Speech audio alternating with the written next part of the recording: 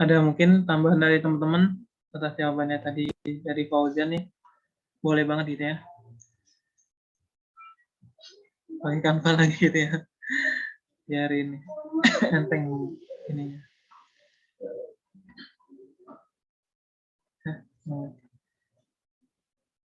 Nah,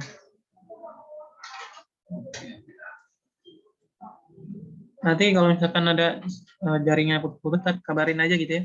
Takut ada yang lag atau gimana gitu.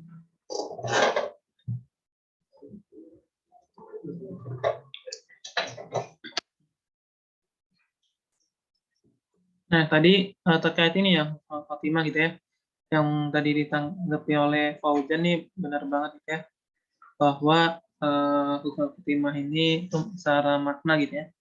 Secara makna itu adalah mati dalam keadaan yang baik gitu ya, mati dalam keadaan baik. Dan ini mungkin udah familiar lah ya di teman-teman juga gitu ya, istilah husnul khotimah, dan pasti tiap muslim itu pengen lah ya mati dalam keadaan yang baik juga gitu. Tapi secara bahasa ini apakah ini hubungannya dengan mati aja tuh? Misalkan kita udah mati, udah ini ya, udah baca gitu, oh ini husnul khotimah apa enggak gitu. Nah ini nanti kita akan diskusikan gitu secara detail tentang husnul khotimah itu. Dan ini juga sempat viral gitu ya, mungkin di beranda IG teman-teman gitu ya. Iya, berada di IG teman-teman atau di reelsnya ataupun di TikTok juga ya. Cukup menakjubkan gitu ya. Cukup menyentuh hati juga gitu ya, menyentuh hati juga nih. Ada sosok pemimpin gitu ya, sosok pemimpin dari kota Bandung gitu ya. Di sini ada orang Bandung kan. Nah, di Bandung ini ada nih seorang wali kota gitu ya, yaitu beliau itu Mang Odet gitu ya, Mang Odet, mana beliau itu meninggal dalam keadaan yang baik gitu ya, husnul khotimah. Semoga aja beliau itu husnul khotimah, di mana beliau itu meninggal di dalam keadaan yang suci juga gitu ya, dalam keadaan berwudu kan, mau sholat Jumat gitu ya, mau sholat Jumat, terus beliau itu mau jadi khotib sholat Jumat juga, kemudian jadi mati dalam keadaan yang amal-amal soleh gitu ya, tadi yang amal soleh lagi pengen sholat sama jadi pengkhotbah juga, kemudian mati di hari meninggal di hari Jumat, tempat matinya juga bahasanya mati dong, meninggal di tempat yang baik, sama dan terpenting juga tidak menyusahkan orang lain gitu ya, gitu kan. Beliau ini ya karena apa, tidak menyusahkan orang lain, maksudnya tidak dalam sanksi sosial lah, misalkan lagi di penjara ataupun lagi terjerat kasus tertentu, itu kan misalkan orang lain gitu ya, misalkan orang lain, ataupun sedang berhutang, itu kan juga misalkan orang lain juga gitu ya, dan lain hal. Nah ini itu suatu apa ya bahasanya, yang mungkin sempat viral gitu ya beberapa waktu yang lalu gitu. Nah ini mungkin kita bahas kenapa husnul khotimah. Nah, ini sangat penting banget itu karena dalam memahami husnul khotimah ini berhubungan dengan kata kesuksesan gitu ya. Makanya ini sebenarnya topiknya bisa topik tentang pengembangan diri karena ngomong kesuksesan, dan topik keislaman juga itu ya. Jadi ini perpaduan dua topik lah ya, dua topik atau dua konteks lah ya gitu. Nah, ini kita akan diskusikan tentang husnul khotimah, insya Allah berkah. Nah, tadi ya, mungkin tadi ada yang selain Fauzan gitu ya. Tadi Fauzan berpendapat bahwa husnul khotimah itu meninggal dalam keadaan yang baik gitu ya, meninggal dalam keadaan baik. Nah, mungkin ada lagi kah mungkin dari teman-teman tanggapan?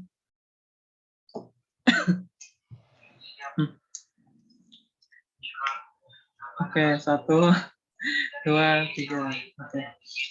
Ya, tadi benar ya tanggapan dari Fauzan bahwa meninggal dalam keadaan yang baik itu yang soleh gitu ya. Tuh, nah itu secara bahasa pun demikian ya.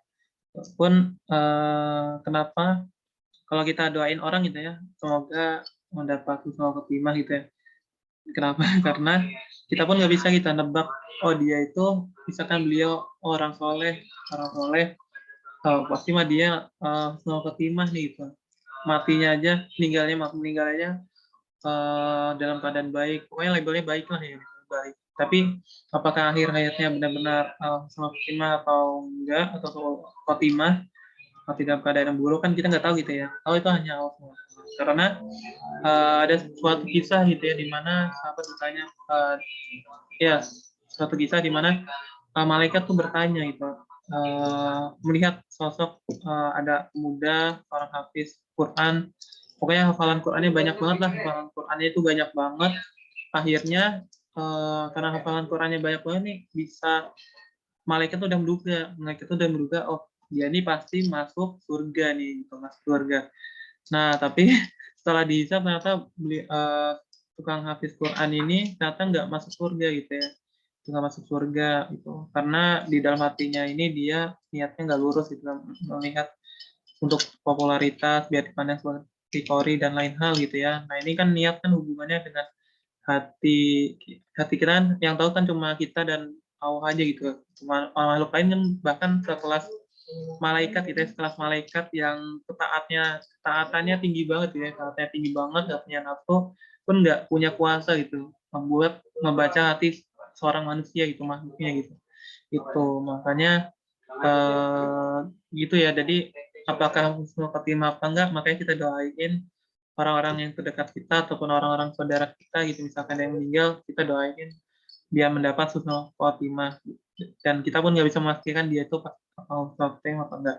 Pun ada juga kisah pendapat gitu ya, pendapat dari tanggapan dari seorang ulama juga gitu, seorang ulama, nemu juga di kontennya di YouTube gitu ya, di Belanda, itu menarik banget ngomongin tentang, mungkin teman-teman nggak asing gitu ya, yang kemarin tuh yang jadi kecelakaan tunggal gitu ya, artis kecelakaan tunggal di daerah mana sih, rumah pokoknya daerah Jawa Timur lah ya, Jawa Timur tuh kan, itu sempat viral gitu ya, diomongin satu Indonesia lah, satu Indonesia nih, di media entertainment ada, di media berita juga ada. Nah banyak banget itu yang bahas beliau gitu ya, dan orang pun pasti secara manusiawi gitu melihat dia mah orang biasanya tuh nggak pakai kerudung, nggak pakai apa, penampilan nggak nggak Islami gitu, dan lain hal, pasti orang dukanya dan pernah kontroversi gitu ya, pernah difitnahkan demikian gitu ya. Akhirnya orang tuh mikir, oh itu mah Rasulullah Khotimah, ataupun ada orang juga bilangnya meninggalnya itu karena azab gitu dan lain hal gitu, banyak banget omongan kayak gitu sekira itu. Padahal itu yang bisa tahu, bisa ngejawab tuh azab ataupun enggak ataupun apa ya, hanya Allah gitu ya, hanya Allah yang bisa tahu apakah akhir ayatnya ini dia husnul khotimah apa enggak gitu. Dan Pak ulama itu seorang ini ya, seorang apa Habib gitu ya, dia tuh bilang bahwa, saya lupa namanya siapa, lupa. Nah, karena nemu di beranda gitu, nemu tumben. Ya, dia itu bilang, pasti kan orang mikirnya gitu ya. Tapi ada suatu kisah di mana ada seorang pelacur, maaf, keceplosan nih, maaf nih, maksudnya seorang penjajah itu lah ya, penjajah komersial, ya tadi ya, keceplosan gitu ya. Ya, maaf itu misalkan pelacur gitu, ataupun PSK lah. Ya, itu kan melakukan dosa-dosa besar lah ya, bahasanya melakukan zina dan lain hal gitu ya. Masih kan kita mikirnya berat banget tuh tanggungannya dia gitu. Tapi seorang PSK ini dia itu meninggal dalam keadaan diomongin satu kampung gitu, satu daerahnya dia itu diomongin terus 40 hari. Pokoknya diomong-ngomongin setelah dia meninggal tuh orang kan kalau udah meninggal kan gak usah diomongin gitu ya, gak usah diomongin gitu ya. Kita doain aja, tapi ini karena keburukannya ini diomongin terus sama satu kampung, satu daerah itu. Nah akhirnya satu daerah ini dia ngomongin dia terus ya, ngomongin dia terus. Akhirnya apa? Di dalam alam kuburnya 40 hari dia si maaf itu maksudnya PSK-nya ini disiksa gitu, disiksa oleh malaikat gitu, di alam kubur gitu. Disiksa 40 hari, kemudian setelah 40 hari itu ternyata ada rahmat gitu dari Allah, bahwa dia ini dikasih ini apa, banyak limpahan pahala gitu, limpahan pahala, dan akhirnya di alam kuburnya dia dimanjakan atau dimewahkan dengan kemewahan alam kubur lah ya gitu. Pokoknya enak lah gitu, nantinya enak. indah banget itu. Apalagi di ini akhirat nanti gitu ya, pasti bisa nih banyak banget. Nah ini dari sini tuh maksudnya bukan ini ya mendukung apa, mendukung PSK ataupun apa gitu ya maksudnya, ataupun yang tadi itu artisnya itu. Karena maksudnya itu apa? Karena setiap omongan kita gitu, omongan kita nih, mulut kita nih ngegibahin orang, akhirnya itu kalau misalkan kita ngomongin keburukan orang nih dan orang itu nggak tahu kita ngomongin di belakang, ya akhirnya amal-amal kita yang lakukan ini misalkan kita puasa, rajin sholat, rajin sedekah, rajin-rajin lainnya gitu ya, rajin ibadah lah. Nah pahala-pahala kita kalau misalkan kita ngelakuin gibah gitu ya, ngajuritin orang, ya akhirnya pahala kita ini bahkan terpindah gitu ya, berpindah ke orang yang kita julitin gitu ya, kita gibahin gitu burukannya gitu. Dan itu kan bisa dibayangkan gitu, misalkan satu negara, apalagi tadi ya si yang kemarin tuh yang meninggal, yang kecelakaan tunggal itu yang mungkin sosok terkenal ya, public figure gitu ya. Ini diomongin satu negara gitu ya, satu negara bahkan ya, gitu ngomongin sama mama mungkin bahasanya ataupun lain hal gitu ya. Nah ini bisa dibayangkan itu berapa pahala gitu ya, orang yang ngomongin dia gitu. Tuh, apalagi udah lama banget gitu ya, gitu. Tapi kan alam gitu ya, apakah dia di alam kubur dunia. Tapi secara secara ini tadi ya, secara syariat tadi ya bisa aja kemungkinan beliau itu bisa husnul khotimah gitu, karena husnul khotimah ini kita nggak tahu gitu apakah dalam keadaan apa, tapi ada ciri-cirinya yang secara manusia kita bisa lihat gitu. Tadi ya nggak hanya meninggal di hari Jumat juga, tapi dalam meninggal tadi ya di tempat yang baik, kemudian sedang melakukan amal soleh, kemudian tidak menyusahkan orang lain. Nah itu cara ini ya, ciri-ciri yang meninggal husnul khotimah. Pun kalau misalkan ada yang lainnya, kayak misalkan kecelakaan dan lain hal itu kita nggak bisa menduga itu apakah ini, karena kan kita nggak tahu itu kita bukan siapa siapa itu ya. Itu kita sharing-sharing aja ya terkait husnul khotimah, pendapat itu ya. Nah terus, cepetan banget. Nah husnul khotimah gitu ya, husnul khotimah ini harus husnul khotimah harus membuat. Nah, dari sini tuh bisa dilihat itu di Al-Qur'an surat Al-Hasr ayat 18 itu ya, yang berbunyi ya ayyuhalladzina amanu ya ayyuhalladzina amanu taqullaha wa tanzur nafsum ma qaddamat ligod wa taqullah innallaha khabirum bima ta'malun. Nah, di sini tuh memiliki arti itu yaitu hai orang-orang beriman, bertakwalah kepada Allah dan hendaklah setiap diri memerhatikan apa yang telah diperbuat untuk hari esok atau akhirat, dan bertakwalah kepada Allah, sesungguhnya Allah Maha mengetahui apa yang kamu kerjakan. Jadi di sini tuh ada dua pengucapan tuh, apa nih? Takwa gitu. Ada perintah gitu ya, kita diperintah untuk bertakwa itu. Dua kata gitu ya, bertakwa. Mana ini? Wattaqullah, sama di sini juga ada taqwa gitu ya. Gitu. Jadi kita diperintahkan bertakwanya dua kali gitu, di dalam satu ayat ini diperintahkan ada kata bertakwanya dua kali gitu.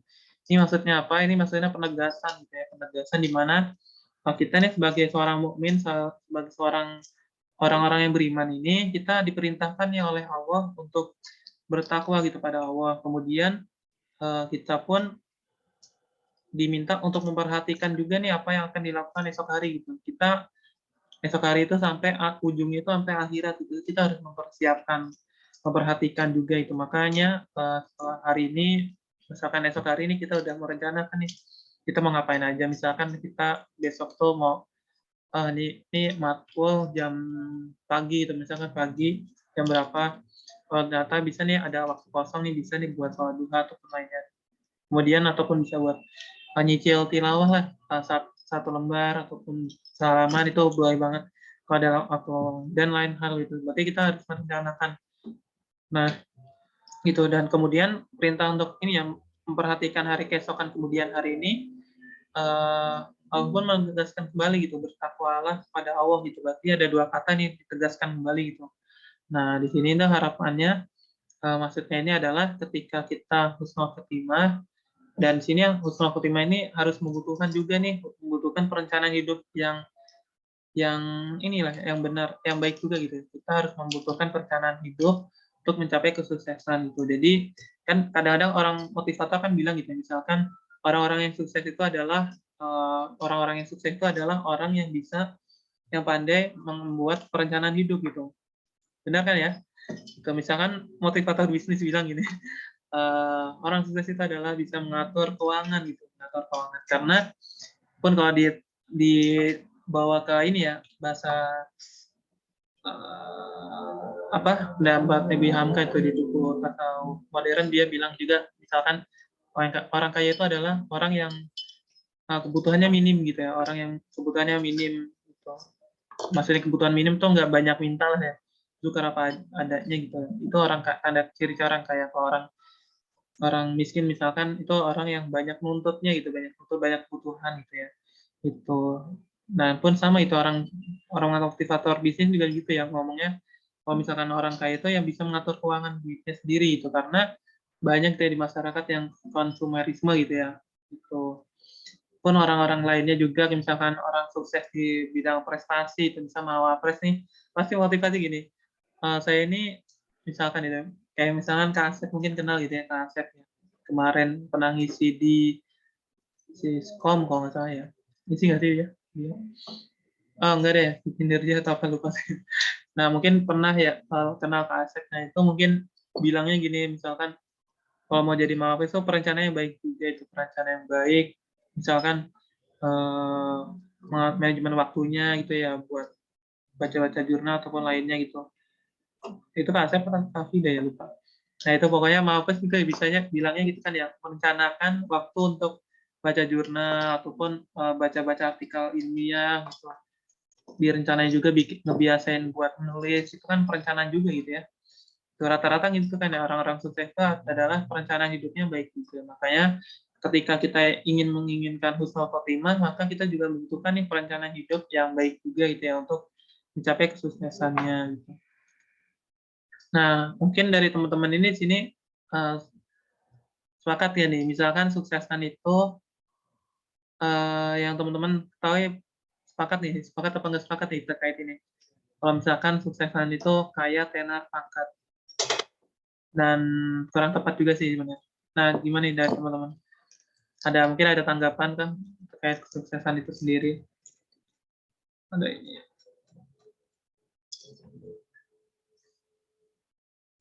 Alhamdulillah.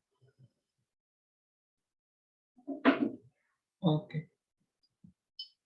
Nah, ini terkait kesuksesan gitu ya.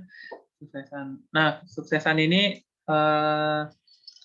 kalau orang-orang yang materialisme gitu ya, materialisme ini berpandangan bahwa kesuksesan itu adalah bisa membuat kita kaya, tenar, dan punya pangkat atau disingkat dengan KTP gitu.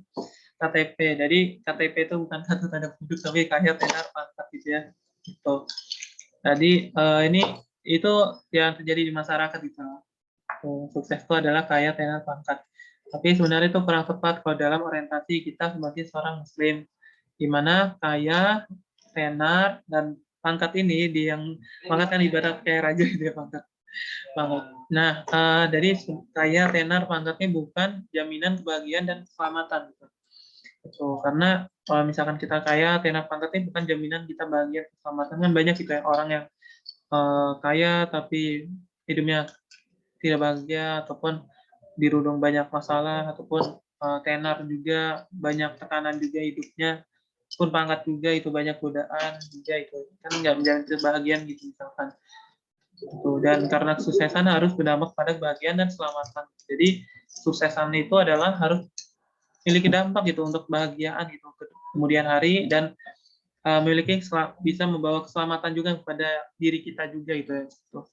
Jadi kalau misalkan orientasi suksesnya di dunia itu ya kita usahakan ini ya tadi ya, memiliki kebahagiaan, keselamatan, dan harapan juga. Kalau misalkan kita kaya, tenar, pangkatnya, sebenarnya itu adalah bonus gitu ya, bonus yang Allah berikan pada kita untuk bisa ini ya mengarungi hidup ini gitu ya. Gitu. Dan pun tadi itu kaya, tenar, pangkat ini para nabi, kayak tenar pangkat ini tadi sebelum ya kayak tenar pangkat ini itu pun juga dicontohkan juga nih sama apa mungkin berbanding kebalik gitu sama para nabi juga ya, para nabi juga itu. Dimana para sebagian besar gitu ya, sebagian besar nabi itu kan tidak kaya, tidak tenar, tidak pangkat. Kecuali kayak Nabi Sulaiman gitu kan, dia itu kan ini ya seorang raja gitu ya, raja. Terus ada lagi yang jadi bendahara negara itu Nabi siapa nih, tebak? Yang jadi bendahara negara.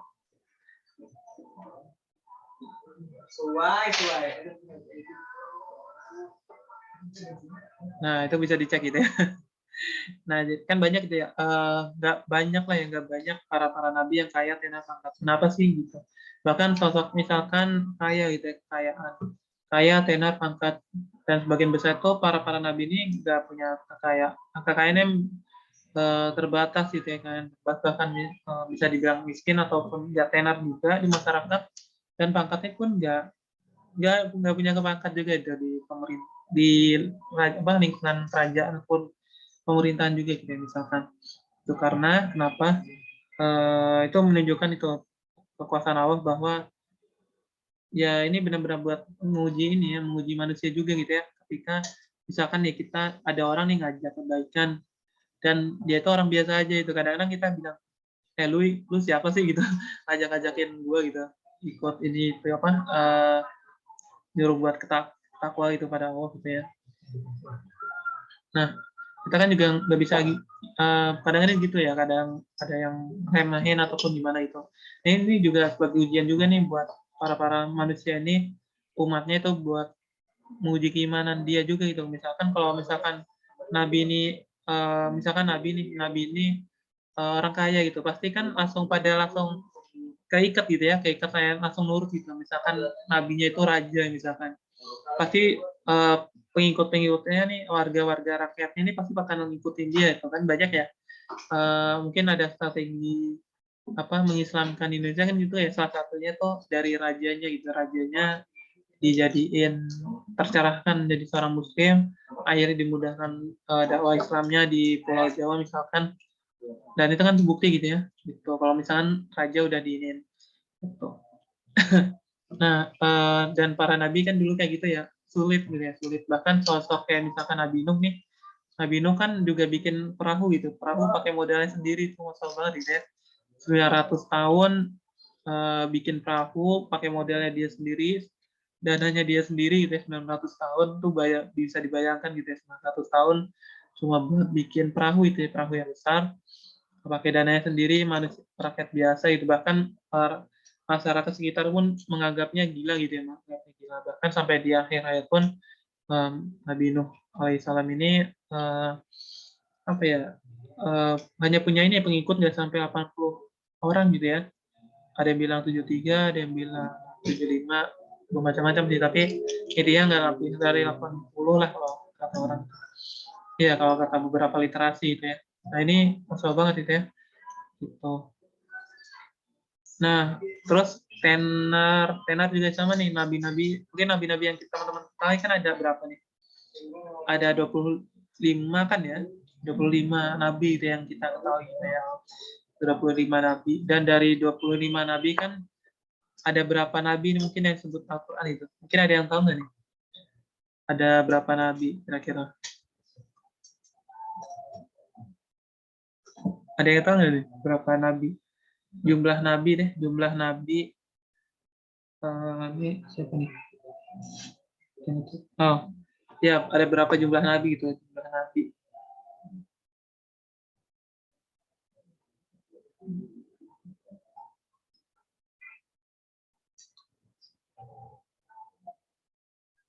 Ada yang bisa ini?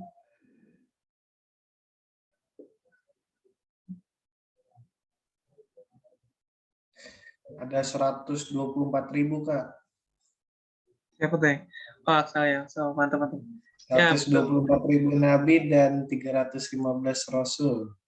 Oh, mantap. Alhamdulillah. Nah, benar banget itu ya. 124.000 ya, 124.000 nabi ya. Kemudian 315 rasul gitu ya. Nah, oke, makasih banyak nih Aksa ya. Nah, benar banget itu ya. Dari banyaknya nabi, dari banyaknya rasul nih yang dikenal itu hanya 25 itu yang wajib kita ketahui gitu, 25 nabi itu. Bahkan 25 nabi nih yang disebutin di Al-Qur'an nama-namanya ini apa ya bahasanya? Pun kita lupa-lupa juga ya, mungkin pas apalnya di pas zaman SD kali ya. Maksud saya juga itu mungkin agak lupa-lupa lah urutannya, agak lupa-lupa namanya siapa gitu. Nah, ini itu juga 25 itu. Bayangkan dari banyak-banyak nabi ini yang ditulis di Al-Qur'an ini hanya 25 gitu ya, 20 yang sebut namanya, maaf, yang sebut namanya hanya 25 nama nabi gitu ya. Gitu. Nah, ini semoga ini contoh juga itu bahwa nabi pun nggak semuanya tenar gitu ya. Tuh.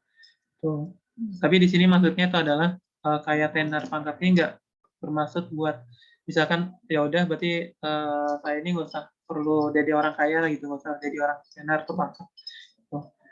Kenapa? Karena ya tadi ya kaya tenar pangkatnya sebenarnya bonus gitu ya. Good Fahim ini adalah bonus dan bukan jadi orientasi utama juga ya, orientasi utama kita di dunia gitu ya. Yang penting kita tadi ya orientasi kitanya sebagai seorang muslim ini harus bisa dikatakan sukses itu adalah ketika kita mendapat husnul khotimah gitu. Saat kita meninggal nanti di akhir hayat kita nih siapa gitu ya nanti di hadapan Allah gitu. Nah, nah, kok nggak gerak ya? Nah, ini ya tadi dampak kekeliruan dari memandang suksesan gitu ya. Nah, dampak kekeliruan memandang suksesan gitu. Yang pertama, yang pertama ini menghalalkan segala cara gitu ya. Nah, ada yang bisa mencontohkan nggak nih? Maksudnya menghalalkan segala cara gitu. Ataupun yang kedua, tiga juga boleh nih. Pasti ada ini ya, kebayang gitu ya. Menghalalkan segala cara, terus tidak dapat menikmati proses. Ada yang bisa berpendapat? Mungkin saya coba Kak. Boleh. Kalau yang menghalalkan segala cara, kayak misalkan mau mendapatkan jabatan gitu Kak. Nah kita tuh kayak menghalalkan segala cara, kayak misalkan menyogok gitu, suap, korupsi gitu Kak. Atau biar dapat kekayaan yang banyak gitu Kak. Kita udah ngelakuin cara-cara yang haram kayak korupsi gitu Kak. Oke, betul ya. Tadi contohnya yang pertama itu ya. Oke, makasih banyak nih buat Faujan tadi udah berpendapat. Nah, mungkin yang teman-teman yang lain juga boleh nih. Oke, ada lagi kan mungkin? Mungkin boleh banget nih. Mungkin ada contoh nih, mungkin yang kedua salah satunya teman-teman yang teman pahami apa nih yang dua atau yang tiga. Adakah mungkin dari Oki, Fatir, Adai, tadi Axel udah ini, besar, Gofur atau Zar juga boleh nih. Ataupun Axel juga boleh lagi kita kawan-kawan. Mana nih ada lagi? Korupsi gitu ya, menghalalkan mencapai jabatan misalkan gitu ya. Oke, so. Oke, alhamdulillah. Nah, ada nggak nih? Tuh. Tiga. Nah, yang pertama itu tadi benar ya, yang tadi disampaikan oleh Faujan yang tadi pendapatnya menghalalkan segala cara gitu. Nah, ini dampak kekeliruan dari memandang kesuksesan. Kenapa sih menghalalkan segala cara ini adalah dampak kekeliruan ya? Tadi kalau kita tahu bahwa suksesan itu adalah yang bisa membawa ngejamin gitu ya, ngejamin kebahagiaan dan keselamatan gitu. Nah, bisa bayangkan kalau misalkan ini menghalalkan segala cara. Ini mungkin contohnya tadi ya, benar yang tadi disebutin Fauzen, misalkan buat menggapai suatu jabatan ataupun profesi itu kita nyogok, kita apa itu. Nah, mungkin tadi ya menghalalkan segala cara gitu. Misalkan ada tuh yang kasus saudara itu beliau tuh masuk instansi polisian misalkan kepolisian. Nah, beliau itu menjual apa ya bahasanya tanah gitu ya. Dan pun ini banyak juga nih kejadian di mungkin daerah-daerah yang mungkin ada sawah ataupun lahan itu pasti kalau misalkan ada nih keluarga yang mau jadi TNI ataupun polisi ataupun mungkin ada beberapa bahkan baru tahu juga nih misalkan kerja pun mau kerja di suatu perusahaan itu juga ada sogokan juga ya, maksudnya kalau mau mulus lah kayak gitu, kalau misalkan gitu. Ataupun kalau mau jalur halus juga sebenarnya ada ya jalur halus juga, cuma kan ada yang kadang-kadang orang yang pakai jalur nyogok gitu ya tuh. Nah ini kan kadang-kadang gitu ya, biar bisa mencapai jabatan tertentu atau inian apa, kadang-kadang kita suka ada cara instan gitu buat lewat tadi ya menyuap ataupun nyogok ke orang-orang tertentu gitu ya, biar dapat apa yang kita inginkan gitu. Nah ini kan patut disayangkan juga gitu ya. Mungkin secara sesaat tuh akan merasakan bahagia gitu, tapi apakah setelah kita mendapatkan jabatan ini bisa membawa ketenangan pada hati kita ataupun membawa kebahagiaan dan keselamatan juga ya, karena tadi ya kalau misalkan kita dapat rezeki dari uangnya, apakah nanti uangnya halal apa enggak gitu, berkah apa enggak gitu ya, karena hasil sogok itu kan patut dipikirkan juga tuh bahkan ya gitu.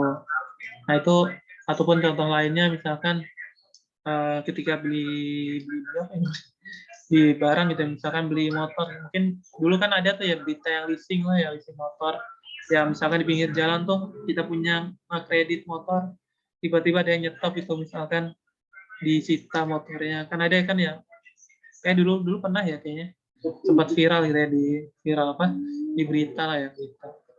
Ataupun sekarang pinjol ya ya kalau sekarang pinjol ya yang lagi viral-viralnya ya, pinjol juga ini kan sempat booming lah ya kemarin tuh gitu, karena ada video yang nagihinnya pakai teriak-teriak pada gitu, dan lain hal gitu, benar-benar teror lah ya, itu kan nggak tenang gitu ya, nggak menimbulkan semangat gitu. Kadang-kadang kan orang gitu ya, untuk mencapai kesuksesan nih, biar dilihat sukses itu menghalalkan segala cara gitu. Nah, padahal di kemudian hari ini akan timbul banyak masalah lah gitu. Nah, kedua ini adalah tidak dapat menikmati proses menjemput sukses gitu. Maksudnya apa? Tidak dapat menikmati proses menjemput sukses ini itu maksudnya gitu ya. Maksudnya itu kita nggak bisa menikmati itu proses-proses yang kita lakukan di satu langkah yang kita lakukan ini, perubahannya nggak dirasakan, nggak dinikmatin tadi ya. Misalkan tadi ya korupsi, dia langsung dapat aja gitu kan, berduit misalkan, dan kita pun nggak ngerasain tuh perjuangannya gitu, perjuangan dapat, misalkan dia itu korupsi buat dapetin rumah, misalkan rumah yang mewah ataupun mobil yang mewah, tapi ini apa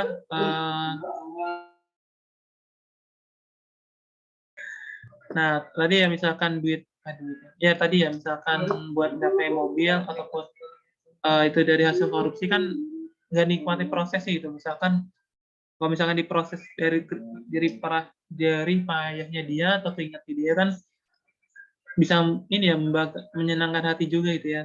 Jadi kayak bisa sharing-sharing nih ke saudara nih, saya bisa ini apa, kita misalkan punya mobil dari usaha sendiri gini-gini ataupun lain hal gitu. Itu kan sangat bisa menikmati proses gitu. Misalkan kalau dari instan atau dari korupsi kan bisa ditanya, ini duitnya dari mana nih gitu, misalkan kan langsung diem gitu ya, dia bisa nikmatin juga, bingung ntar misalnya ditanyain orang tua ataupun apa gitu. Nah itu misalkan aja.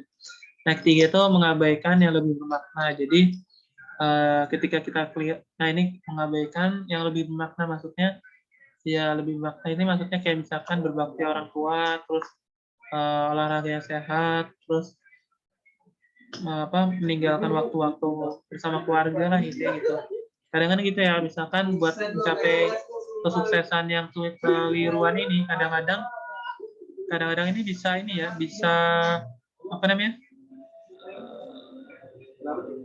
apa ya maksudnya ya, kadang-kadang suka kita lupa gitu sama saudara-saudara kita ataupun orang tua kita gitu. Misalkan udah sukses, kita lupa buat telepon orang tua kita gitu dan lain hal, sampai kita lupa, padahal setiap kita capaian ini, misalkan setiap yang kita capaian ini, misalkan kita masuk UNJ itu bukan atas ya 100% ini, ya 100% itu hasil kerja keras kita, tapi ada sekian persen tuh doa-doa dari orang tua kita atau doa-doa dari saudara-saudara kita dan lain-lain gitu. Nah itu karena tadi ya kesuksesan yang dibutuhkan, kesuksesan yang kekeliruan ini akhirnya lupa dengan orang-orang sekitar kita gitu lah, gitu. Jadi kurang mengabaikan yang lebih bermakna. Nah, keempat, nah, hidup yang seimbang, yang tidak seimbang itu. Hidup yang tidak seimbang tadi ya. Hidup yang tidak seimbang itu contohnya misalkan kita mendapatkan kehidupan itu ya. Nah, kehidupan yang tidak seimbang ini yaitu apa ya? Ya tadi ya misalkan dia itu sibuk banget ya, sibuk mencapai kesuksesan tadi ya, kekayaan misalkan kekayaan. Tapi dia tuh lupa kalau misalkan menjaga kesehatannya gitu kan, banyak ya anak muda dia tuh udah sukses, udah punya duit banyak, tapi dia lupa untuk menjaga pola hidup yang sehat. Akhirnya kena penyakit, misalkan penyakit apa sih, penyakit yang umum gitu ya, yang aturan buat orang tua tapi kok dia anak muda gitu ya. Nah, ini sayang banget gitu ya, tadi ya hidupnya tidak seimbang. Kemudian kelima, egois dan kurang peduli gitu ya. Ketika kita udah mencapai kesuksesan ataupun apa dibutakan dengan kalau bahasa orang lain mungkin ini ya, cinta dunia gitu ya. Ya, jadi akhirnya bisa egois dan kurang peduli, kemudian karena itu gagal memperoleh kesuksesan sebelumnya. Jadi ini istilahnya mungkin istidrot gitu ya. Dimana dimana itu ketika kita punya kenikmatan nih, tapi kenikmatan ini bukan menghantarnya kita buat ketakwaan, tapi malah menyombongkan diri kepada Allah gitu misalkan, ataupun bahkan bisa menjadi musibah juga tuh di kemudian hari. Dan itu sebuah ujian juga ya, ujian yang besar juga nih. Itu dan tadi ya karena ada ujian kayak gitu kan bisa menghambat atau menggagalkan kesuksesan yang sesungguhnya itu yang husnul khotimah itu. Makanya tadi ya husnul khotimah ini sangat-sangat diharapkan ya semua muslim gitu ya. Bahkan yang sekelas ulama gitu ya, seorang ulama yang masih hidup gitu ya, misalkan Ustaz Hadi Hidayat, Ustaz Abdul Somad atau Ustaz lainnya nih, ketika dia itu masih hidup itu belum bisa dikatakan suksesan itu. Aku tuh orang-orang yang punya kekayaan kayak misalkan apa ya, Sandiaga Uno misalkan, Sandiaga Uno ataupun apa Khairul Tanjung gitu ya, yang punya Transmedia dan lain hal, itu kan belum bisa katakan sukses tuh, misalkan dia itu belum mencapai husnul khotimah di yang nanti ganjarannya itu untuk di akhirat kelak gitu ya. Nah ini ada tipsnya gitu ya, tips. Nah ini mungkin bisa sharing-sharing juga nih, kenapa tips-tipsnya nih mungkin bisa teman-teman tanggapin juga gitu ya. Nah ini tipsnya adalah agak ngelag ini. Nah yang pertama itu ada keseimbangan hidup. Kedua itu memberikan manfaat bagi orang lain. Tiga itu konsisten menuju cita-cita, dan empat kemenangan kecil atau besar. Nah jadi ini ada tipsnya gitu ya, ada 4 tips itu ya, 4 tips yang mungkin teman-teman bisa terapkan gitu ya. Itu. Nah terkait keseimbangan hidup, nah ini mungkin bisa diskusi nih. Nah keseimbangan hidup yang mungkin teman-teman maksud itu apa nih? Keseimbangan hidup yang teman-teman pahami itu maksudnya apa?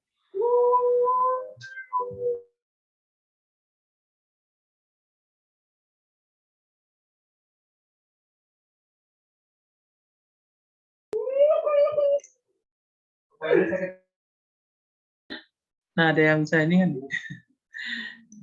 Nah jadi keseimbangan hidup gitu ya. Keseimbangan hidup ini yang dimaksud tuh ada 2 aspek gitu ya, yang bisa kita rasakan di keseimbangan itu, atau yang disebut istilahnya ihsanul amal. Nah di sini tuh maksudnya adalah tadi ya, di diri kita ini misalkan internal ya, istilah internal, terus yang di luar kita itu sebutnya eksternal gitu ya. Gitu. Nah di internal kita itu maksudnya apa? Itu ada akal, hati sama jasad ya, jasad. Ya, akal, hati sama jasad itu ya. Fisik lah maksudnya, fisik. Jadi akal, hati sama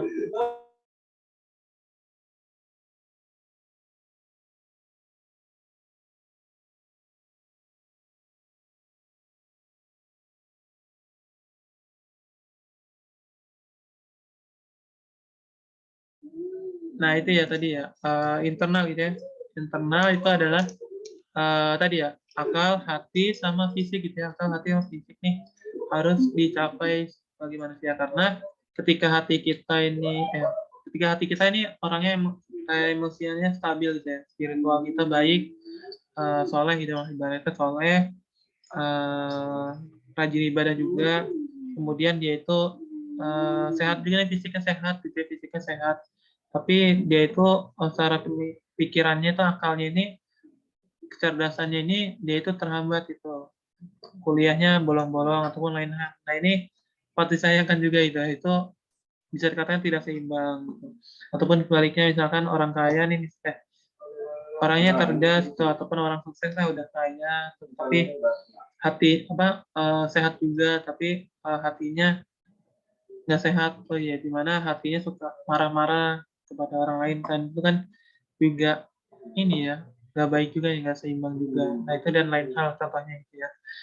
Nah itu yang internal. Kalau yang eksternal itu maksudnya apa? Itu adalah perannya gitu ya, perannya di pada orang lain gitu, perannya pada orang lain tuh, peran dirinya pada orang lain tuh seimbang juga. Itu maksudnya apa? Nah kalau dari teman-teman nih, peran-peran teman-teman apa aja nih? Mungkin ada yang bisa jawab nih?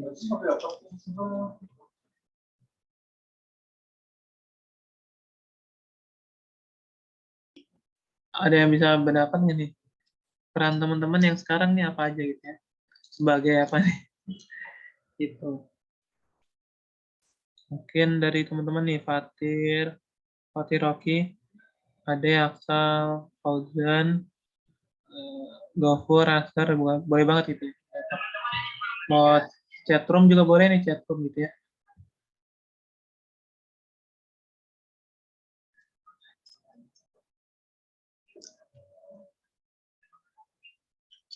Nah, kalau misalnya teman-teman yang ngerasain peran-perannya apa aja nih? Yang pertama kan sebagai anak lah ya, pasti itu ya. Kita sebagai anak nih, kita sebagai anak tuh pasti eh, apa ya bahasanya? Eh, ya kita perannya sebagai anak gitu ya. Perannya sebagai anak, kepada orang tua juga gitu ya. Kemudian peran kita yang kedua ini adalah sebagai mahasiswa juga gitu ya. Kita sebagai mahasiswa nih, perannya kita dituntut buat belajar, kita dituntut untuk bisa kontribusi dengan tulisan gitu ya, tulisan artikel misalkan, itu publikasi kan, kalau udah skripsi kan bisa ya publikasi tuh, misalkan dilanjutkan penelitiannya gitu. Terus apa lagi nih? Oh iya benar ya, peran sebagai seorang muslim juga ya, tadi anak, mahasiswa. Nah, peran sebagai muslim juga gitu ya, kita ada kewajiban ya, benar ya tadi dari Oki, peran sebagai muslim mengajak pada kebaikan ya, kewajiban. Sebuah kewajiban juga nih kita sebagai muslim untuk mengajak kebaikan juga nih ya. Gitu. Karena kalau sendiri-sendiri kan sepi gitu ya. Kalau surga sendiri-sendiri kan sepi ini. Gitu. Nah, tadi ya, dan peran-peran lainnya gitu di yang peran-peran lainnya, misalkan diminta tolong dari PJ, itu juga peran juga ya, ataupun jadi ketua angkatan dan lain hal, itu kan banyak sekali peran-peran. Nah itu kalau bisa tuh semua peran-peran yang kita emban dalam saat ini tuh bisa seimbang gitu ya perannya. Itu maksudnya keseimbangan hidup atau isano. Nah kedua ini adalah memberikan manfaat bagi orang lain, atau nafiun li goirihi. Nah ini mungkin sangat familiar gitu ya, kita diminta untuk bermanfaat bagi orang lain gitu ya. Bermanfaat orang lain ini kita apa ya, tipsnya untuk mencapai ini tadi, dunia akhirat, dimana kalau kita bisa membagikan orang lain nih, memberi manfaat pada orang lain nih, akan menimbulkan itu reaksi berantai lah ya. Ya reaksi berantai gitu ya.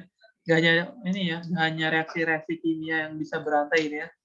Itu reaksi berantai yang hidrokarbon, kadang-kadang ntar ada tuh di kimia organik, ada pelajaran reaksi berantai itu ntar di bagian polimer biokimia kalau salah, kayak karbohidrat itu ntar mulai masuk. Ya, nah itu kan ini ya, nggak hanya reaksi kimia gitu, bahkan di kehidupan kita nih ada reaksi berantai, itu adalah kebaikan gitu. Ketika kita memberikan manfaat nih ke orang lain nih, misalkan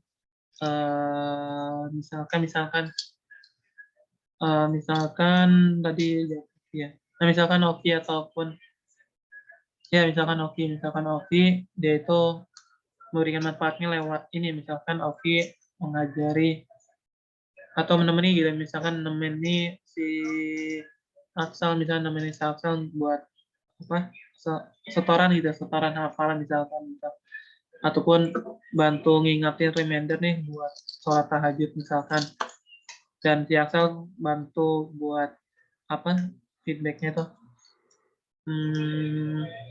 bantu buat ngingetin ini ya tugas gitu misalkan, tugas itu. Nah itu dilakuin terus menerus tuh, saling reminder gitu misalkan, berikan manfaatnya. Nah akhirnya kan jadi biasa nih, jadi amal, sebuah amal misalkan. Ternyata si Axel tuh Axel nih terus menerus itu melakukan kebaikan, misalkan ngerajinin hafalannya, ataupun tilawahnya. Nah ini kan bisa menjadi ini ya, amal jariah juga nih buat si Oki gitu misalkan gitu. Dan ketika si saudara Axel ini bisa membagikan lagi nih ke orang lain, itu ngajarin lagi misalkan ke Fauzan, dan melanjutkan lagi ke orang lain-lain, kan akhirnya menimbulkan reaksi berantai itu, reaksi berantai yang ujungnya juga makan kena ke Oki juga nih, yang awalnya ngajak gitu, ngajak teman-teman yang lain misalkan. Nah, ini kan sebuah suksesan juga nih ntar di dunia dan akhirat juga gitu ya, reaksi yang berantai yang akhirnya menjadi investasi juga nih di akhirat kelak gitu. Nah ketiga itu adalah konsisten menuju cita-cita gitu. Nah konsisten menuju cita-cita ini atau istiqomah ya istilahnya, itu adalah ketika ya, itu bagaimana sih cara ya tadi ya, konsisten menuju cita-cita atau istiqomah. Nah ini istiqomah nih kadang-kadang suka cukup ini ya, memberatkan ini kadang-kadang ya. Misalkan kita mau tilawah nih, tilawah sehari nih, biasain misalkan 1 juz lah, mungkin berapa halaman, misalkan berapa halaman kita coba biasakan, kita biasakan, ternyata itu makin turun gitu, kadang turun, kadang naik gitu, tapi emang itunya ternyata turun gitu ya. Nah ini kan sangat cobaan berat banget gitu, kalau misalkan ini untuk bapaknya. Makanya ini penting banget misalkan istiqomah minimal tilawah gitu ya, kalau kata orang tuh, yang penting hati kita nggak jauh dari Al-Quran. Kalau udah jauh kadang-kadang agak sulit gitu ya gitu. Nah makanya bagaimana sih cara kita biar konsisten ya atau istiqomah ini, itu adalah coba nih jaga keikhlasan nih di dalam hatinya, itu menjaga keikhlasannya. Kemudian coba ngevisualisasi tujuan itu, maksudnya apa, misalkan teman-teman tuh punya cita-cita nih, cita-cita tadi kalau kita sebagai muslim kan cita-cita menjadi masuk surga itu ya, mati dalam keadaan khotimah ya, maka kita visualisasi aja gitu, bayangin kan ada ya tafsir Al-Quran yang nyebutin kayak di surga nanti ada misalkan sungai mengalir gitu yang ada daerah tujuannya, dan airnya pun manis misalkan, dan lain hal itu, ada buah ini buah itu gitu kan, ada ya buah kurma, buah apa lagi gitu. Dan lain hal kan banyak ya ciri-cirinya gitu ya. Nah itu kan itu visualisasi ya, tujuan kita itu cita-cita kita. Nah karena ada visualisasi di otak kita, itu akhirnya bisa termotivasi. Sama hal kayak misalkan kita belajar kimia gitu, kalau misalkan di otak kita ini belum mampu untuk visualisasi, kadang-kadang kan suka bingung gitu ya, akhirnya jadi kurang motivasi nih buat belajar kimia gitu. Ataupun misalkan pengen jadi tadi ya, misalkan pengen jadi kaya gitu misalkan, ataupun pengen jadi apa itu, berarti kan kalau misalkan cita-cita kita, istilah di dunia kan cita-cita kita menjadi seorang apa, pasti kan kita udah ngebayang nih visualisasi, misalkan kita pengen jadi dosen atau seorang ilmuwan, akhirnya kita visualisasi diri kita di kemudian hari menjadi seorang ilmuwan ataupun jadi dosen. Nah itu kan kalau kata orang sih angan-angan gitu, angan-angan. Nah makanya angan-angan ini kita coba visualisasi tujuannya apa, baru kita buat perencanaan tadi ya, perencanaan hidup. Makanya itu harus istiqomah sih buat menggapainya gitu ya. Nah terus karena tadi ada visualisasi, akhirnya punya alarm nih di otak kita itu. Misalkan tadi ya, kalau misalkan pengen akhirat ya, kita ada alarm nih buat ibadah berapa, di waktu-waktu tentu kita diatur nih buat ibadah berapa menit gitu, misalkan tilawahnya, ataupun jigirnya sampai berapa jumlahnya target misalkan. Intinya ada waktu lah buat ibadah gitu misalkan.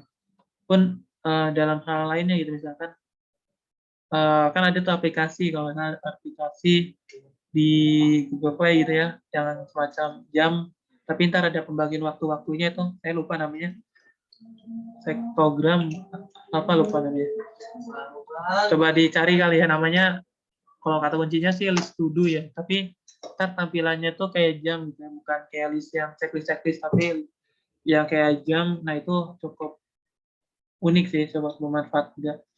Ya, cuma mungkin cukup kadang-kadang kan cukup dinamis gitu ya aktivitas kita. Nah, kadang-kadang itu kalau nggak dikontrolin tuh kadang-kadang jadi malas juga sih. Makanya itu harus dibiasain kalau mau pakai gitu. Itu sebagai alat aja sih, sebagai tools aja. Nah itu kalau mau pakai juga bisa juga ya buat jadi alarm hidup kita juga itu biar bisa disiplin juga gitu ya. Nah kemudian tadi ya, kemudian kita biar istiqomah itu adalah sadar dan amanah juga gitu ya.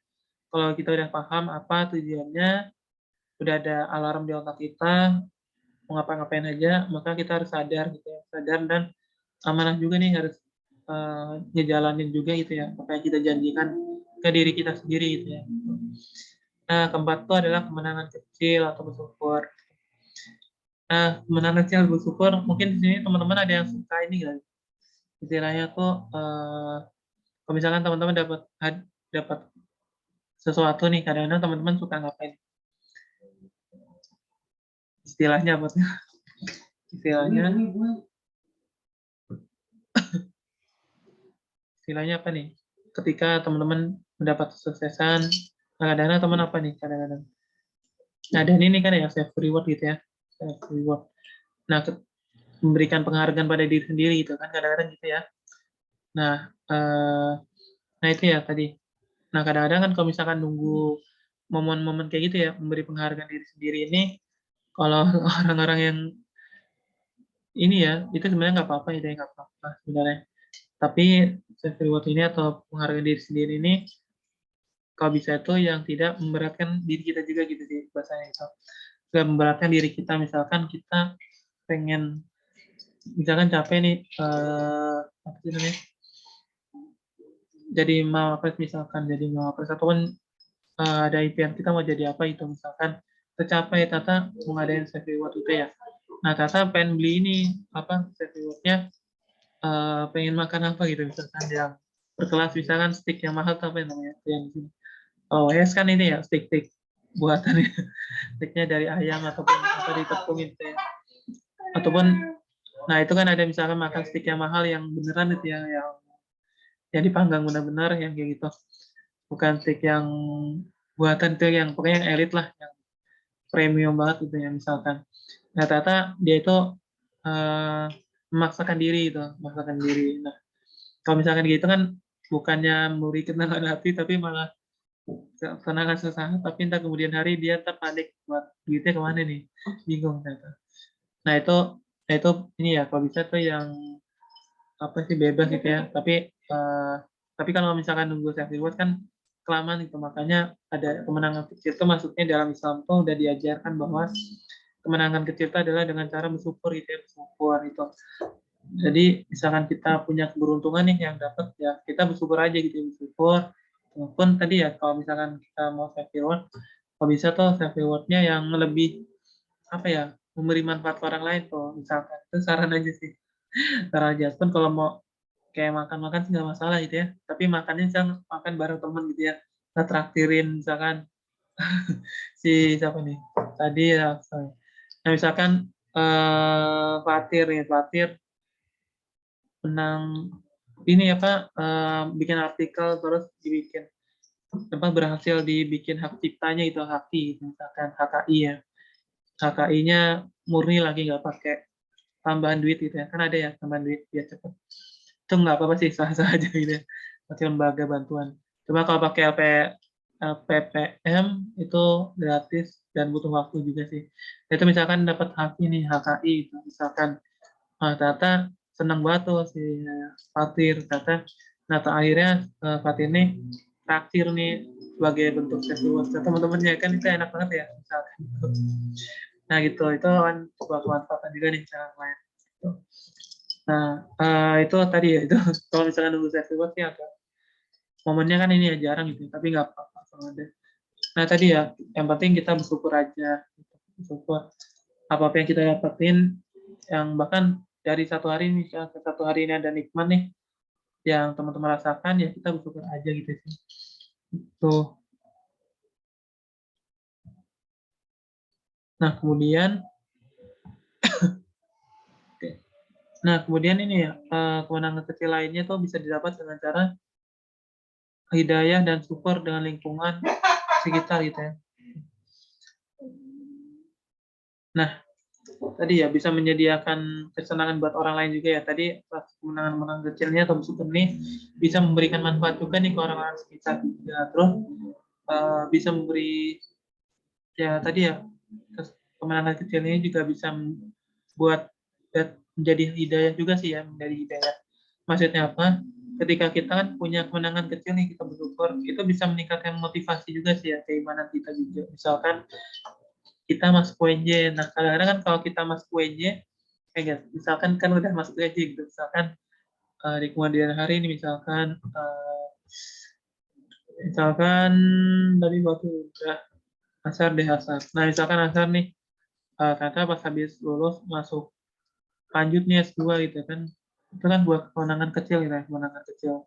Dan karena ada masuk S2 ini, dia tuh merasa bersyukur banget tuh ya, misalkan merasa bersyukur banget uh, apa namanya masuk lanjut S2 gitu, masuk S2 dan lain hal gitu.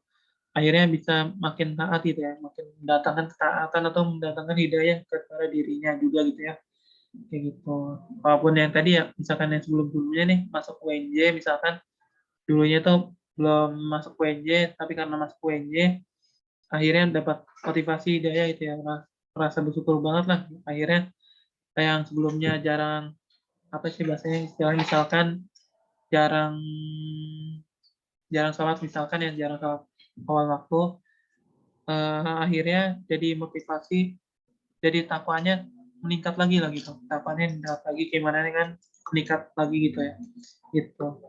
Nah ini yang makanya itu cukup memberi ini ya kebahagiaan gitu ya, dari keempat ini keseimbangan hidup bisa normal, terus ada memberikan manfaat bagi orang lain, konsisten menjadi kita, dan kemenangan kecilnya akhirnya dari keempat ini itu bisa apa ya, memberikan kesuksesan dunia dan akhirat. Dan akhirnya karena ini ya tadi ya, karena kita udah dekat sama Allah, dan Allah pun akan yakin gitu pada diri kita untuk dititipkan kekayaan, ketenaran ataupun pangkat juga gitu ya.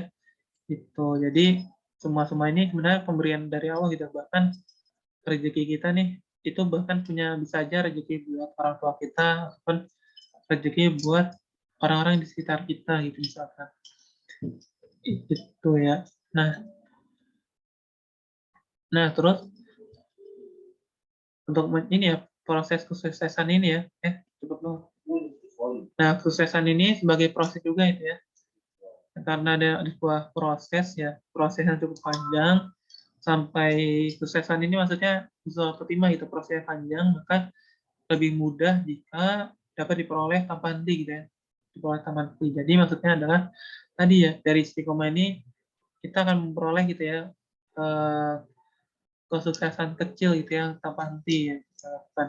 So, dari hal-hal kecil ini nanti akan bisa memberikan efek yang kecil juga, maksudnya bisa berefek juga buat diri kita, akhirnya akan terbiasa, kemudian terus menerus akhirnya menjadi efek yang lebih besar lagi gitu. Makanya kita peroleh tanpa henti gitu ya, nikmat-nikmatnya itu juga lebih mudah. Nah, kemudian kedua itu ada betah dengan cara-cara yang halal. Ketika sukses ya kita akan betah juga nih dengan lebih mudah jika dengan ini ya cara-cara yang halal gitu. Misalkan dengan cara yang halal, akhirnya kita bisa motivasi nih, bisa termotivasi terus misalkan terus beribadah ataupun kita menggapai sesuatu nih untuk belajar itu dengan yang cara yang belajar menggapai suatu impian itu caranya halal juga gitu. Kemudian lebih mudah lagi jika sukseskan dunia dan akhiratnya dengan orientasi pada diri sendiri. Maksudnya apa nih orientasi pada diri sendiri? Itu adalah karena kenapa lebih mudah ya pada diri sendiri, karena itu ya, karena kalau misalkan kita udah sadar tadi, kita udah punya dorongan dari diri sendiri nih, ya nanti akan lebih mudah lagi itu kita akan mencapai kesuksesan dunia dan akhirat alias husnul khotimah ini sendiri gitu. Dan pun di akhirat kala pun kita akan dihisapnya juga ini ya sendiri-sendiri gitu ya, bareng-bareng gitu. Misalkan misalkan gue nih, misalkan misalkan saya nih misalkan dapat suatu misalkan dapat perkara itu, misalkan perkara buruk, tapi malah ngajak-ngajak ternyata perkara buruk nih bareng-bareng nih sama si si siapa nih, misalnya temennya gitu. Ternyata saling tuntut-tuntutan itu, tapi kan nggak mungkin kayak gitu ya. Masa si ini yang salah tapi ngajak-ngajak yang lain, kan nggak mungkin gitu. Padahal dia memang murni gitu ya. Misalkan di skenario dong. Nah itu kan juga sendiri-sendiri itu, misalkan di akhirat kelak tuh di saatnya. Itu makanya orientasi pada diri sendiri-sendiri juga. Itu. Nah itu gitu ya untuk sukses sebagai proses ya. Karena sukses itu butuh proses juga gitu ya. Nah mungkin itu ya terkait husnul khotimah itu ya, karena kita bisa menikmati proses perjalanan hidup kita ya, akhirnya apa-apa yang tadi ya, yang kita bayangkan tadi ya, misalkan orang utang kan takut duluan itu, misalkan dah cinta dunia tuh kadang-kadang takut buat memikirkan ke depannya gitu, misalkan orientasi kita kan akhirat ya, sebagai umat beragama, umat Islam ya, maka kita orientasinya yaitu akhirat gitu ya, dan prosesnya itu adalah husnul khotimah pun, ketika kita meninggal husnul khotimah pun nanti juga akan menikmati masa-masa indahnya juga gitu ya, di alam kubur juga gitu ya, di alam kubur juga. Mungkin kan kalau dulu kan ada visualisasinya alam kubur tuh kayak siksa kubur gitu ya. Seringnya gitu ya, kalau buku-buku yang lama itu. Mungkin kalau masih sempat lihat kali ya, teman-teman. Gitu. Mungkin itu sih kalau dari saya, mungkin dari teman-teman ada yang mau didiskusikan atau mau ditanyakan, boleh banget nih dari teman-teman. Mungkin ada nih dari teman-teman, ataupun teman-teman ada pendapat nih, misalkan kan ini tipsnya mungkin gini kan. Nah, itu boleh banget itu berpendapat. Itu.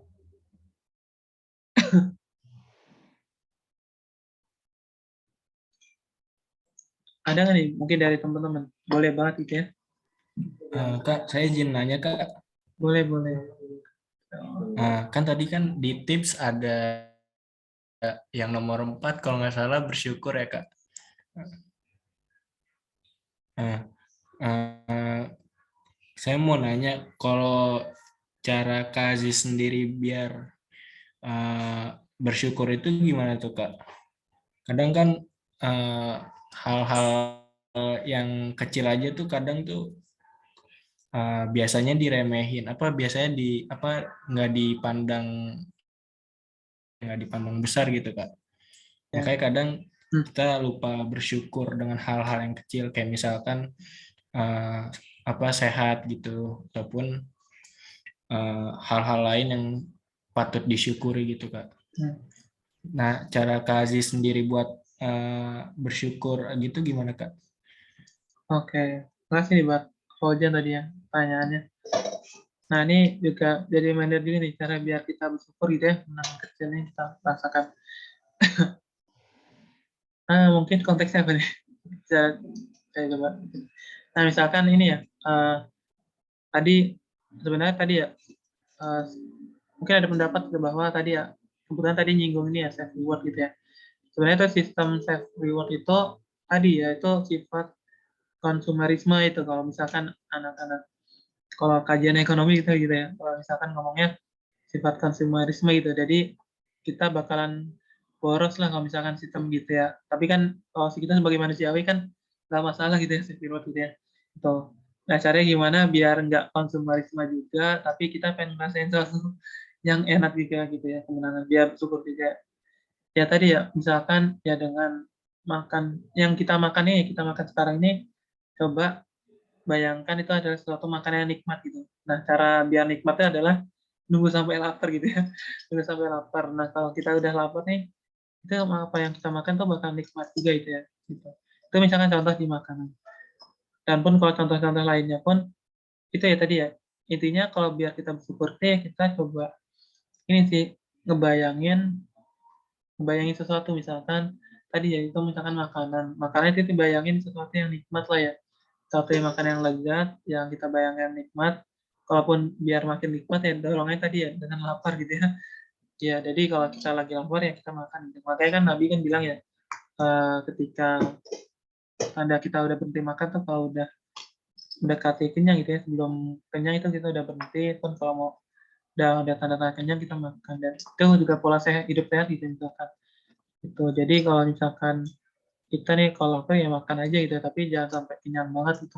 Itu kan pola hidup sehat gitu ya. Itu kan banyak diterapkan gitu.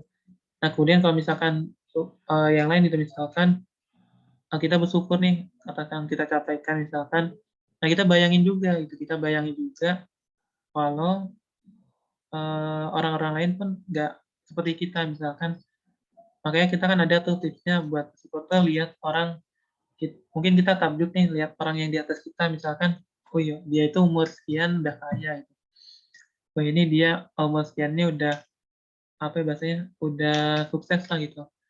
Nah kita mengeluh terus lah, kita mengeluh terus ya. Ini kan nyambung mungkin yang sebelumnya no complaint rules gitu ya, non complaining ya. Nah itu kan kita terlalu mengangan-angan ke yang orang di atas kita, tapi kita nggak melihat ke orang di bawah kita. Ketika kita melihat orang yang di bawah kita nih, orang-orang yang lagi berjuang ini, kita jadi merasa apa ya bahasanya, kita bukan siapa-siapa gitu, kita belum apa-apa lah dengan mereka gitu misalkan. Akhirnya kita menjadi suatu bentuk rasa syukur juga sih kadang-kadang timbul. Ya wah nih dia ini udah kerja keras gitu ya buat biayain keluarganya gitu. Itu akhirnya dia tuh nggak kuliah gitu misalkan. Dan akhirnya kita pun ngerasa bersyukur juga gitu ya, dalam arti wah ini masalah banget gitu, misalkan wah itu masih beri kemudahan buat saya buat belajar dan akhirnya bisa mengubah nasib keluarga juga misalkan itu ya, dengan cara hidup nanti ya kemudian hari kayak gimana. Pun yang orang-orang di sana juga dia kan udah diatur lah sama Allah gitu ya jalur rezekinya gitu. Tinggal kalau itu diuji kesabaran, kalau orang kaya itu diuji dengan ketakwaan gitu. Apakah dengan ketakwaan ini dengan hartanya akan memberikan manfaat ke orang lain apa enggak. Tadi ya kalau misalkan kita tadi ada hubungannya tadi ya, kalau misalkan kita enggak, ini kan egois ya timbulnya ya. Kalau misalkan salah memahami kesuksesan gitu ya, akhirnya egois, tidak peduli. Nah ini orang kaya tuh kayak gitu ujiannya. Dia itu akan egois dan tidak peduli sama orang-orang sekitarnya. Itu akhirnya ya tadi ujiannya itu kalau orang orang kurang mampu ujiannya kesabaran.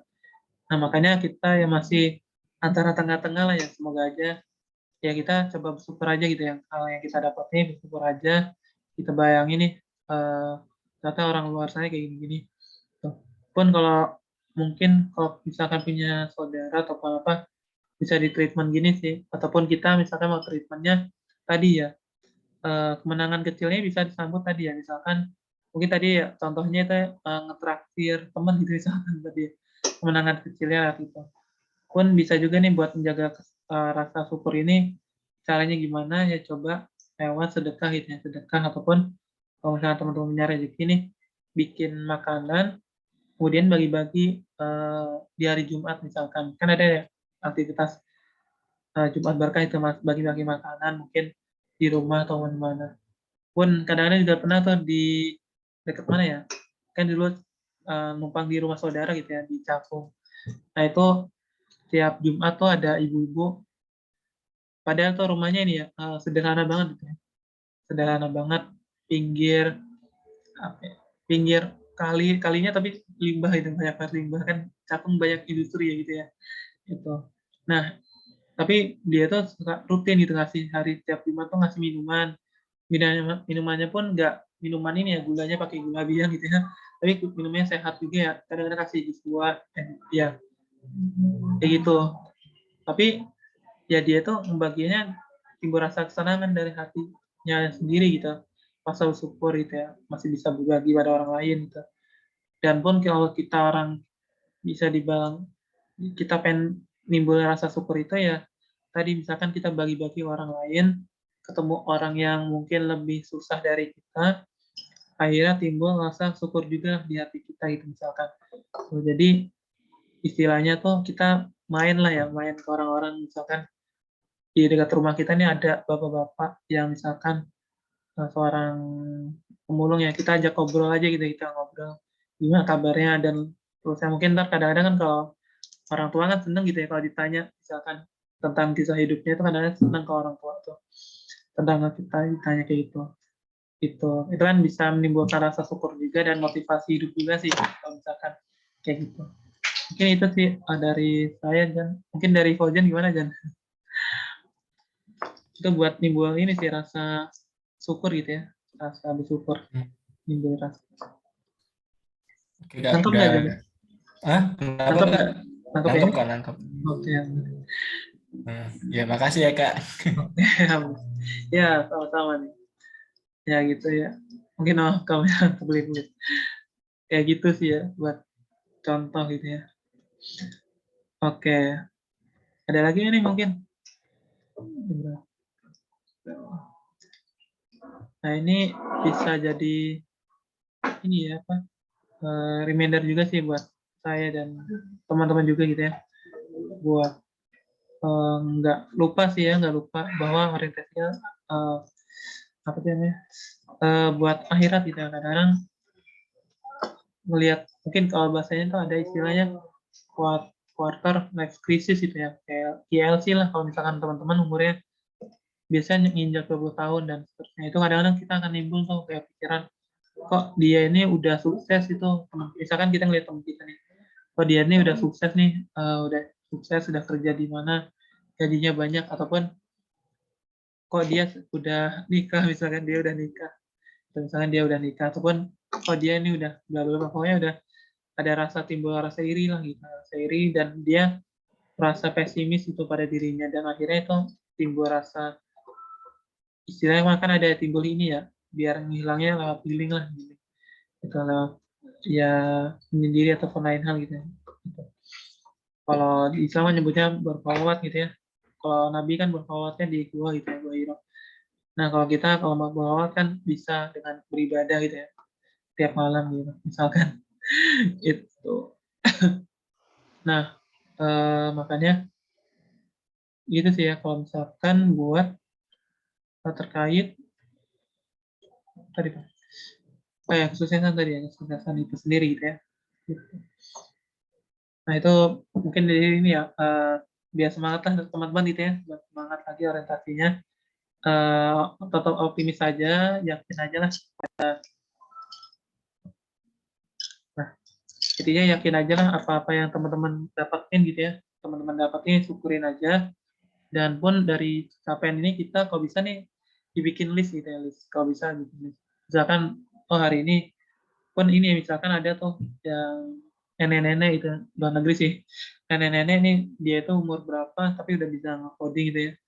Kita kan mikir sebagai orang-orang biasa nih, kadang mikir wah ini susah banget ya nge-coding gitu, tapi kalau misalkan kita niatin bisa aja itu gitu. Jadinya kita coba nih kembangin apa yang kita punya, pun kita juga nggak lupa buat di kemudian hari juga nih di akhirat, kita menyiapkan juga nih buat di akhirat, dan kita juga nyiapin buat dia kehidupan dunia ini gitu. Dan kehidupan di dunia ini cuma buat tunggangan aja sih, tunggangan aja. Buat persinggahan lah ya, persinggahan. Dan persinggahan ini kan butuh butuh persiapan juga ya, bekal gitu. Misalkan kita mau tinggal di hotel, kalau nggak punya duit kan kita mau tinggal di mana gitu. Nggak bisa di hotel gitu misalkan. Nggak bisa nyewa apa, nggak bisa makan juga di hotel. Tapi kalau misalkan kita punya bekal atau punya uh, kita bisa menghasilkan sesuatu, akhirnya bisa tinggal di situ. Ibaratnya gitu ya. Gitu, ibarat kita di dunia kayak gitu. Kita coba usahain bertahan di hidup di sini, dan pun kita siapin buat perjalanan kemudian hari. Oh,